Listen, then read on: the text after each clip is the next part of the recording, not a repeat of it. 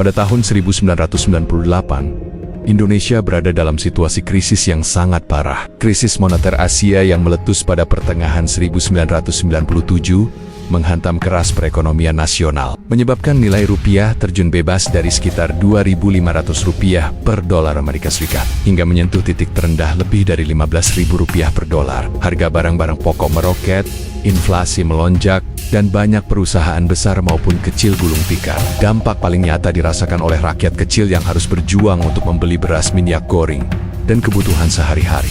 Di tengah situasi ekonomi yang semakin memburuk, kepercayaan terhadap pemerintahan Presiden Soeharto yang sudah berkuasa selama lebih dari 3 dekade merosot drastis. Ketidakpuasan itu semakin tajam di kalangan mahasiswa yang sejak awal 1998 mulai menggelar aksi-aksi demonstrasi di berbagai kota besar di Indonesia. Mahasiswa menuntut reformasi total, dihapuskannya korupsi kolusi, nepotisme KKN, ditegakkannya demokrasi, dan tentu saja desakan agar Soeharto segera lengser dari jabatannya. Namun, di sisi lain, pemerintah dan aparat keamanan menanggapi aksi-aksi tersebut dengan represif. Polisi dan tentara kerap membubarkan demonstrasi dengan kekerasan, memukul, menembakkan gas air mata, bahkan menangkap mahasiswa. Meskipun begitu, semangat perlawanan mahasiswa tidak surut. Justru semakin berkobar karena rasa ketidakadilan semakin nyata di depan mata mereka. Salah satu titik penting dari gelombang demonstrasi tersebut terjadi pada bulan Mei tahun 1998 di Jakarta, ketika mahasiswa Universitas Trisakti terlibat dalam aksi besar menuntut reformasi. Universitas Trisakti dikenal sebagai kampus yang cukup berpengaruh, dan mahasiswanya memiliki reputasi sebagai kelompok intelektual kritis terhadap kebijakan pemerintah.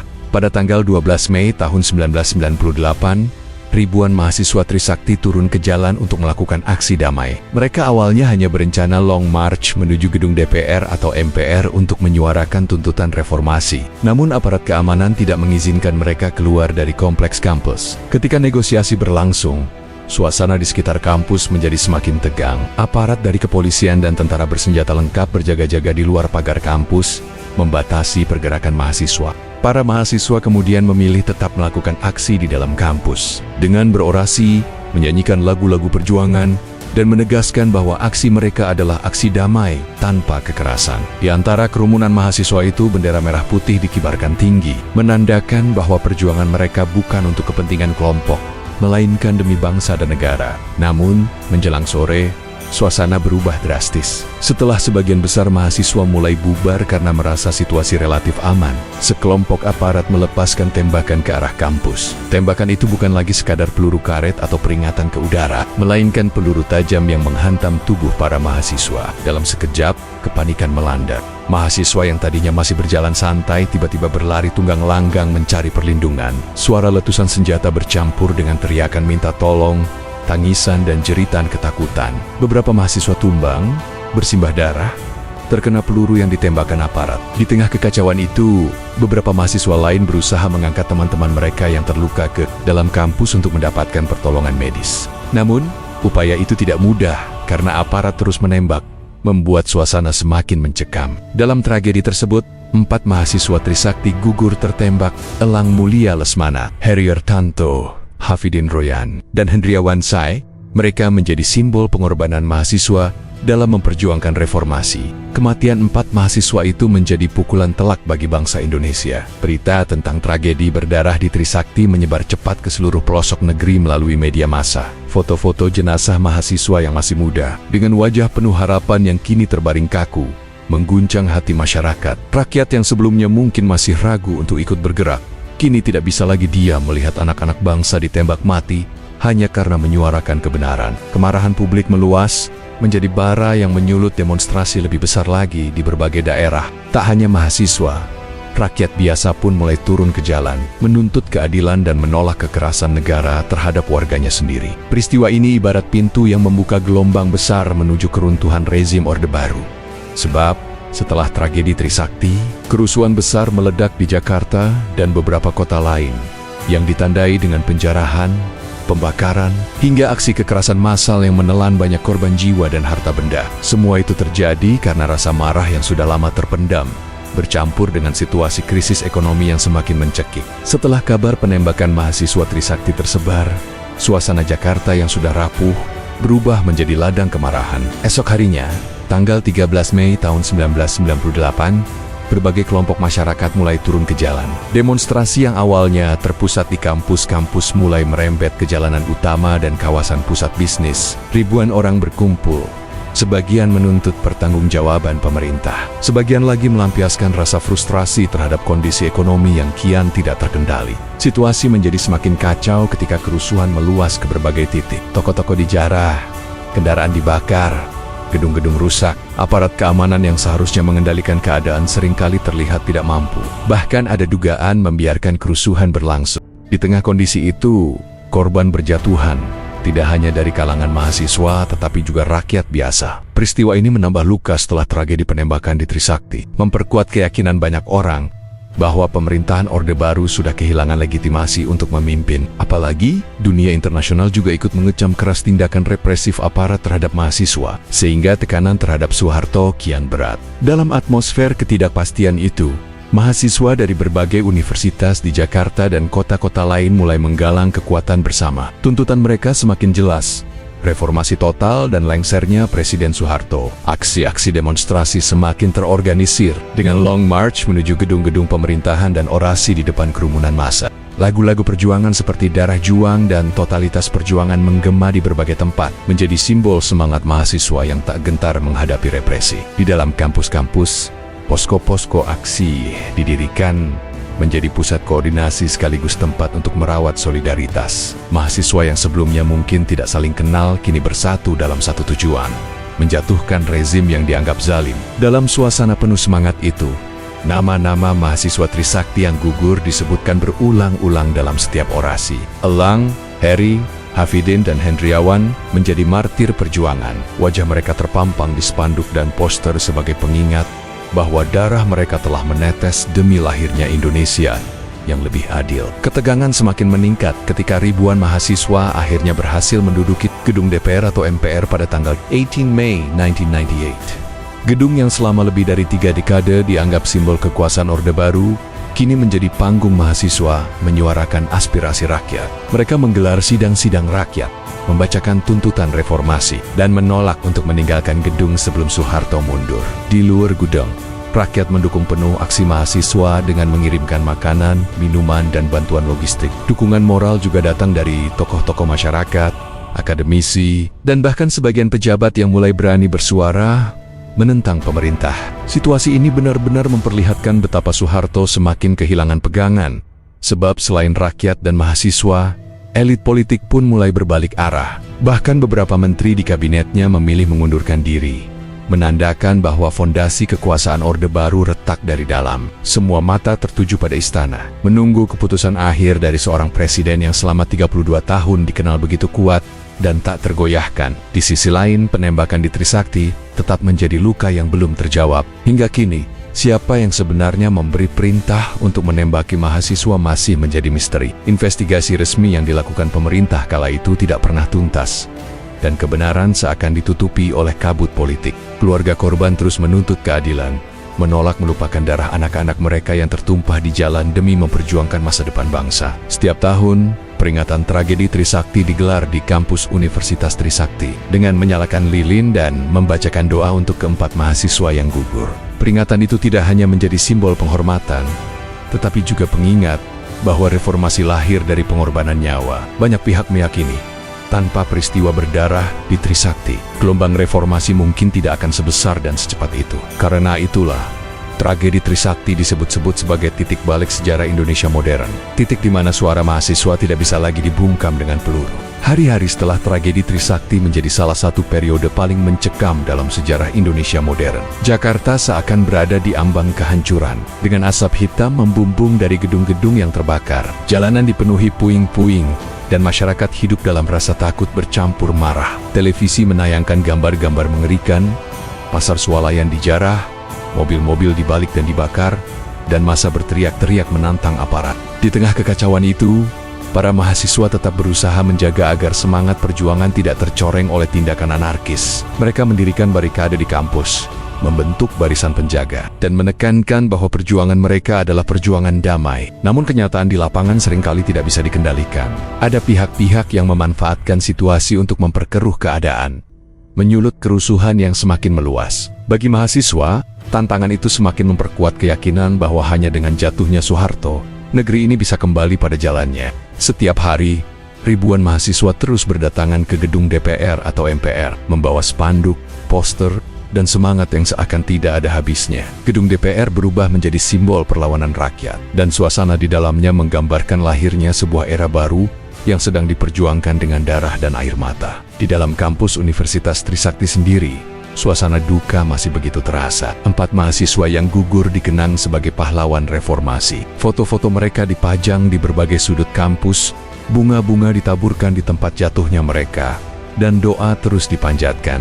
Keluarga para korban datang, membawa air mata sekaligus kebanggaan karena anak-anak mereka wafat dalam perjuangan yang mulia. Namun di balik penghormatan itu, ada pula rasa getir yang mendalam. Orang tua mereka kehilangan anak-anak yang masih begitu muda, yang seharusnya masih memiliki masa depan panjang untuk berkarya. Kesedihan itu diperparah oleh kenyataan bahwa negara tidak segera memberikan kejelasan tentang siapa yang bertanggung jawab atas penembakan tersebut. Proses hukum yang berjalan terasa lamban, bahkan cenderung ditutup-tutupi. Mahasiswa dan masyarakat sipil pun menuntut dibentuknya tim investigasi independen, agar kebenaran bisa diungkap tanpa intervensi politik. Sayangnya, upaya itu kerap terbentur oleh tembok kekuasaan yang masih terlalu kokoh pada saat itu. Gelombang protes semakin deras, seiring dengan melemahnya posisi Soeharto. Pada pertengahan Mei, semakin banyak tokoh politik dan pejabat tinggi negara yang terang-terangan meminta Soeharto mengundurkan diri. Bahkan, Wakil Presiden saat itu, B.J. Habibie, mulai dipandang sebagai figur yang akan menggantikan posisi presiden. Di kalangan militer pun muncul keretakan,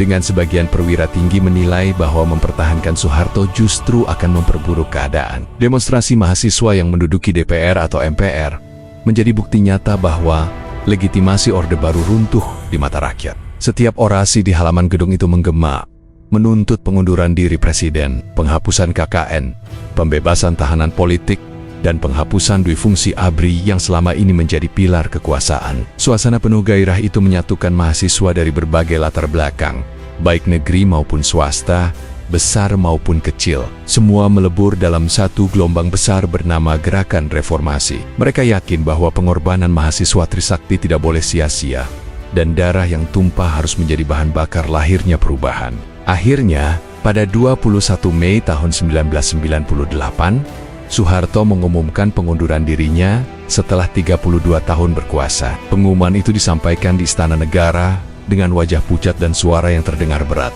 Bagi sebagian orang, momen itu adalah hari yang sudah lama ditunggu-tunggu. Namun, bagi mahasiswa dan masyarakat, kegembiraan bercampur dengan rasa duka. Mereka menyadari bahwa reformasi baru saja dimulai, dan jalan panjang masih terbentang di depan. Euforia kejatuhan Soeharto tidak menghapus fakta bahwa 4 mahasiswa Trisakti telah gugur, dan banyak korban lain telah jatuh dalam kerusuhan Mei tahun 1998. Nama-nama mereka terus diingat, disandingkan dengan kata pahlawan reformasi. Universitas Trisakti mendapat tempat khusus dalam sejarah Indonesia sebagai kampus yang melahirkan martir-martir perjuangan yang menggerakkan perubahan besar. Setiap tahun, pada 12 Mei, peringatan digelar bukan hanya untuk mengenang tragedi itu, tetapi juga untuk meneguhkan komitmen agar bangsa tidak kembali ke masa kelam yang penuh penindasan. Meski Soeharto telah resmi mengundurkan diri pada 21 Mei tahun 1998, luka dari tragedi Trisakti tidak serta-merta sembuh. Justru setelah kejatuhan Orde Baru, pertanyaan tentang siapa yang bertanggung jawab atas penembakan mahasiswa semakin nyaring terdengar. Mahasiswa yang sebelumnya bersatu menuntut turunnya presiden kini melanjutkan perjuangan mereka untuk menuntut keadilan. Mereka tidak ingin tragedi itu sekadar dicatat sebagai pengorbanan tanpa jawaban. Berbagai organisasi mahasiswa, lembaga bantuan hukum, dan aktivis hak asasi manusia mulai menekan pemerintah baru di bawah Presiden B.J. Habibie agar mengusut tuntas kasus Trisakti. Namun, jalannya tidak mudah. Aparat keamanan yang terlibat dalam tragedi itu masih memiliki posisi kuat, sehingga upaya pengungkapan kebenaran berjalan tersendat. Setiap kali ada janji penyelidikan, hasilnya hampir selalu mengecewakan.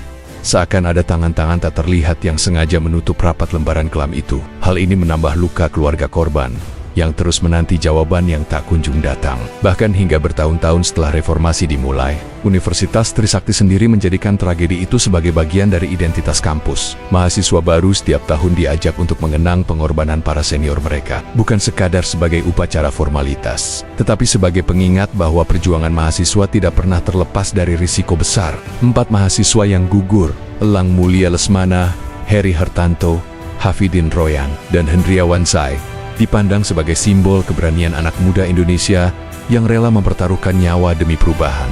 Nama-nama mereka diabadikan dalam monumen dan ruang-ruang peringatan di kampus. Sementara kisah mereka terus diceritakan dalam diskusi-diskusi mahasiswa. Generasi baru Trisakti maupun kampus lain di seluruh Indonesia diajarkan untuk tidak melupakan sejarah, karena melupakan berarti mengkhianati pengorbanan. Tragedi Trisakti bukan hanya milik keluarga korban, bukan pula hanya milik Civitas Akademika Trisakti, tetapi menjadi milik seluruh bangsa yang ingin menjaga agar demokrasi tidak lagi dipadamkan oleh kekerasan negara.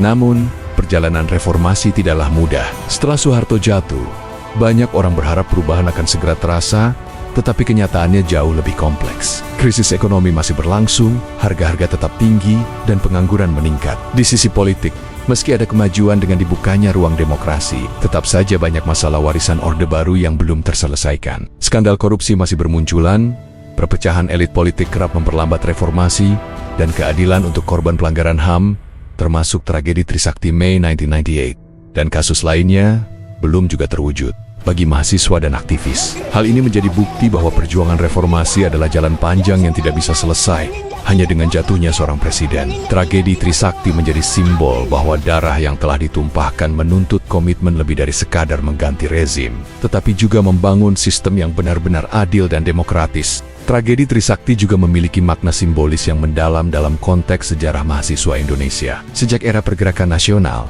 mahasiswa telah berperan penting dalam perubahan politik. Dari Sumpah Pemuda 1928, keterlibatan mereka dalam Proklamasi Kemerdekaan 1945, hingga Gerakan Mahasiswa 1966 yang menggulingkan Presiden Soekarno. Namun, tragedi Trisakti 1998 menjadi salah satu peristiwa paling tragis, karena menunjukkan bahwa bahkan di penghujung abad ke-20, suara mahasiswa masih dianggap ancaman yang harus dibungkam dengan peluru. Hal itu mencerminkan betapa kerasnya sistem represif Orde Baru dalam menghadapi perbedaan pendapat. Justru karena itulah, gugurnya 4 mahasiswa Trisakti menjadi pendorong moral yang sangat kuat, bukan hanya bagi mahasiswa lain, tetapi juga bagi rakyat luas, untuk berani melawan tirani. Kesadaran bahwa anak-anak muda berani mati demi keadilan membuat rakyat biasa pun merasa memiliki tanggung jawab untuk ikut bergerak. Dengan demikian, tragedi itu bukan hanya sebuah peristiwa, melainkan titik balik yang mengubah arah sejarah bangsa. Tragedi Trisakti 1998 adalah peristiwa yang tidak hanya mencatat kematian 4 mahasiswa, tetapi juga menandai lahirnya sebuah era baru dalam perjalanan bangsa. Penembakan terhadap Elang Mulia Lesmana, Heri Hartanto, Hafidin Royan, dan Hendriawan Sai bukanlah sekadar insiden berdarah di sebuah kampus, melainkan simbol kebangkitan rakyat untuk menolak kekuasaan yang zalim.